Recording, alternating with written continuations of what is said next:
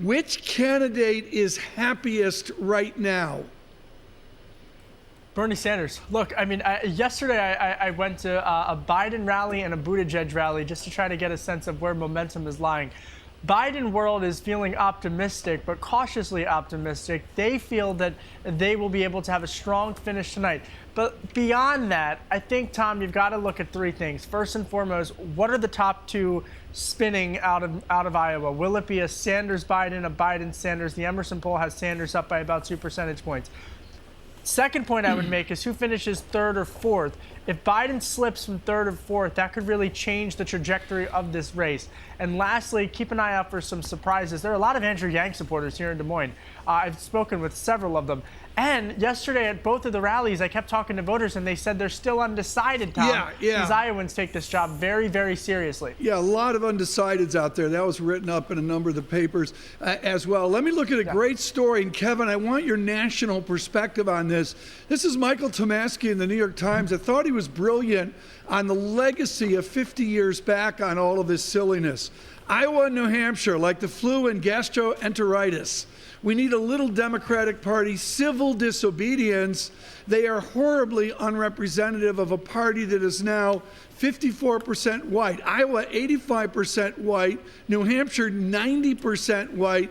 Mr. Tomasky goes on to say the first primary should be Florida and Michigan. Is this the last time around for the importance of the Iowa caucus? Absolutely not. And in fact, when I talk to Democratic strategists, they say that there's like it's a catch-22. On one hand, Democrats are making that argument that you just made. On the other hand, they're saying that they have to win back the heartland. So which is it? And that's really, I think, where the debate is being had amongst the upper echelon of Democratic establishment members. I also think it's a part of the spin.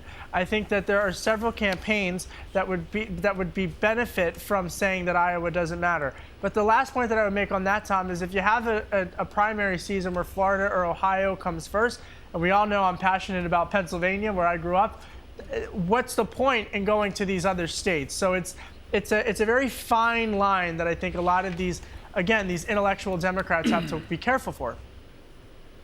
Kevin, for our international audience, a lot of people know that Iowa and New Hampshire is important, but they can't really figure out why. Can you explain simply why this is so important to give us an insight into the Democratic candidate, who that will be? It's the first leg of the marathon. I mean, this is a test for campaigns, for how to organize, for how to fundraise, for how to get momentum. This is the first stop on the election marathon. And so when you look back on this, it really has always proven to be a test. Whomever wins doesn't necessarily go on to win the nomination. However, it does change the trajectory of the race in the sense that it provides a new marking. So if Biden were to finish out of the top 3 or 4, that would be a significant piece of political data in terms of the state of his campaign. Should there be a surprise, should Buttigieg finish ahead of Biden, for example, that would also prove to be a surprise. So it's a good marker, it's a good data point, and it's a good indication, really, of where things are going to come as we head into New Hampshire and then Nevada and, of course, Super Tuesday.